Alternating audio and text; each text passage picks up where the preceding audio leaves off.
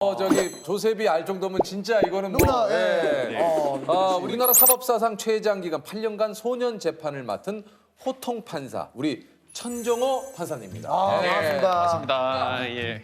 제가 좀 그 살짝 소개를 좀 해드릴게요. 24년 차 법조인이시고요.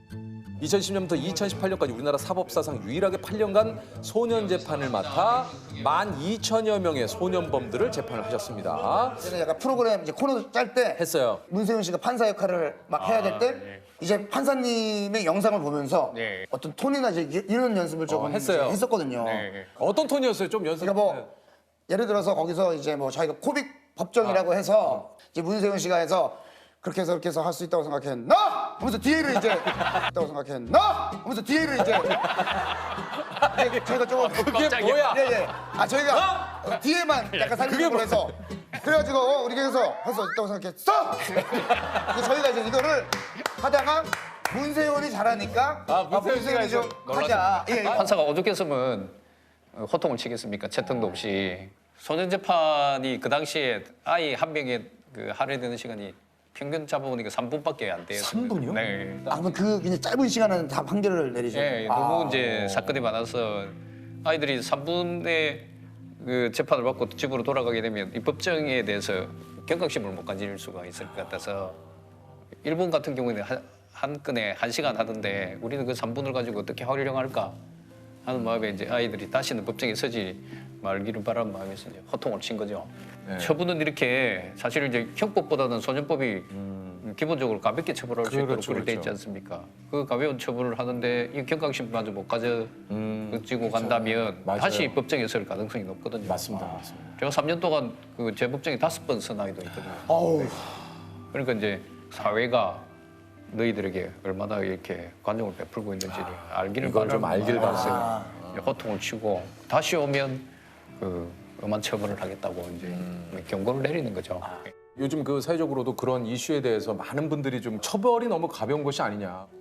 뭔가 이게 네. 좀 엄중한 처벌, 법을 좀 더 강화를 해서 네. 이게 좀 그거에 대한 책임을 확실하게 좀 물어야 되지 않느냐 이런 얘기도 좀 많이 있잖아요. 예, 그래서 저는 이제 아까 말씀드렸듯이 소년법은 형법보다는 가볍게 처벌하도록 되어 있기 때문에 저는 그 정신을 살리되 어느 소년 판사님보다 저는 엄하게 하거든요. 그래서 제가 그 소년 보호 처분 중에 가장 무거운 처분이 10호 처분입니다. 10호 처벌은 뭡니까? 예, 그 소년은 2년간은 예, 그게 10호 처분이라고 예, 하는 거. 네. 그래서 아이들이 종자를 빼고 10을 넣어 1010호라고 저보고 이제 10호 처분을 하도 많이 내려가지고 예. 1010호.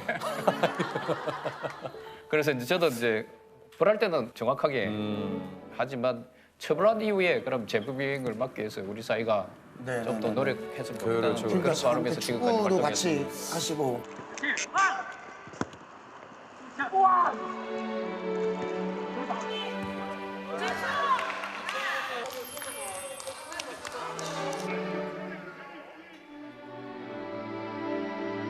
혹시 좀 8년간의 또 이 시절을 돌아보면 예. 가장 기억에 남는 사건이 또 많이 있을 것 같아요. 어떤 예, 사건이 좀 기억에 남으시나요? 그 여학생들이 그 비행을 저지르게 되는 게 대부분이 이제 가출을 하게 되면 이제 또 원조 교제를 통한 성매매를 하거든요. 성매를 하면 아이들이 잘 이렇게 자기 자신을 돌보지 못하기 때문에 임신을 하는 경우도 있습니다. 현재 우리 그 소년원 그 최대상 그 임신한 아이들을 보살필 수 있는 여력이 부족하거든요. 예.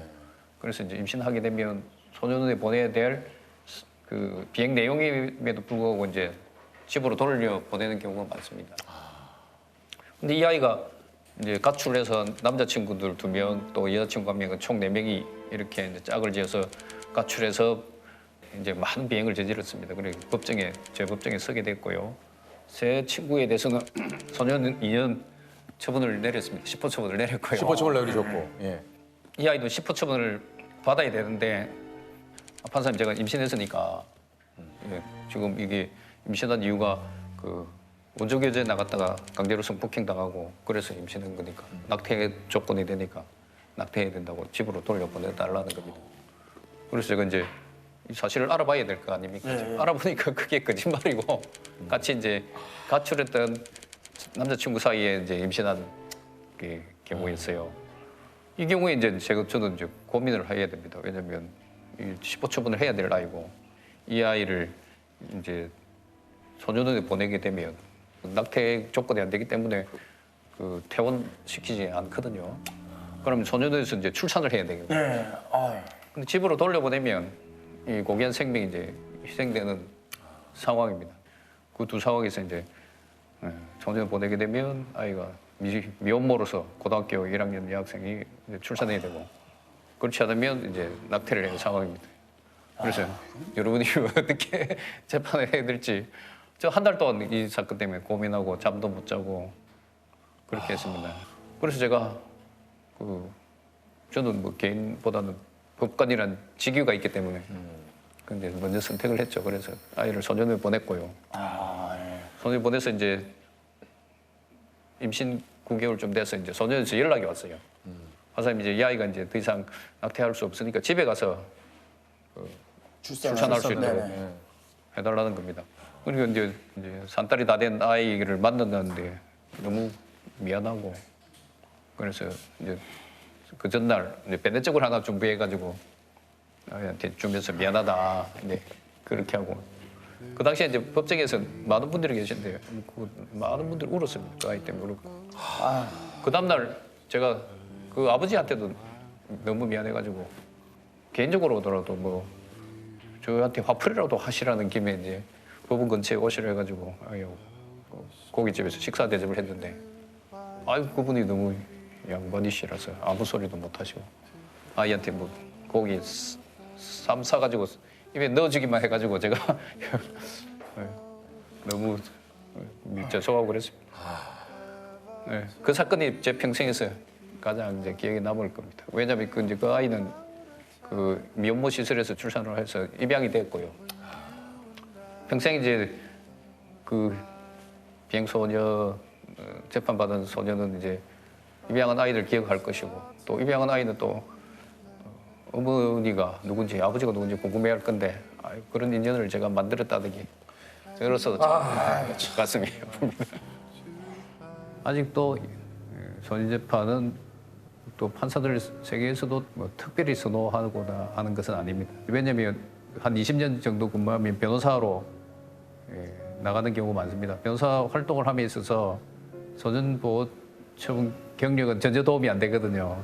왜냐하면 이 비행을 저지른 아이들의 가정 형편이 어려워서 변호사 선임을 하는 경우가 1%도 채 안 됩니다. 퇴직했을 때 소년재판 전문 이러면 소위 말해서 이제 영업에 도움이 안 되는 거죠. 처음에 소년재판을 하고 나서 아이들 상황이 너무 심각했고 우리 사회가 이 아이들을 너무 방치하고 또 버리고 있다는 생각을 많이 했습니다. 기회가 되는 대로 한사회 이제 구성원으로서 이 비행 청소년들 재비행을 막아서 우리 사회에 좋은 구성원들 많이 조금이라도 더 배출하고 싶은 마음뿐입니다. 아니 뭐 끝으로 좀 뭐 하시고 싶은 얘기 없으십니까?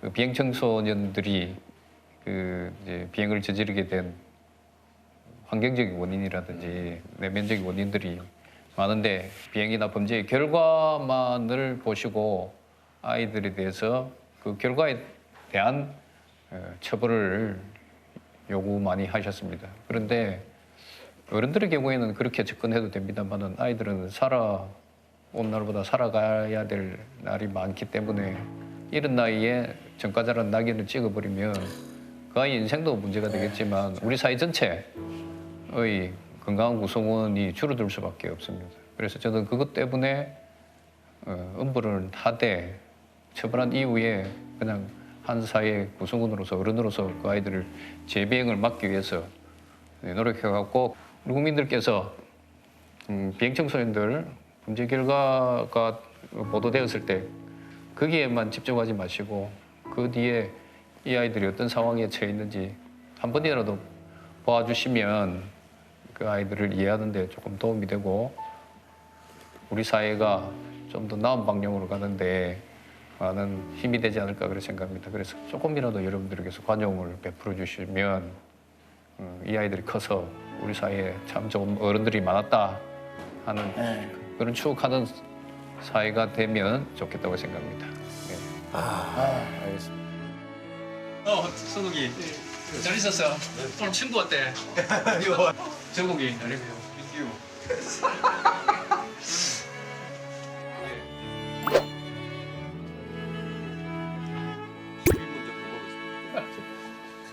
잘 지내라. 네.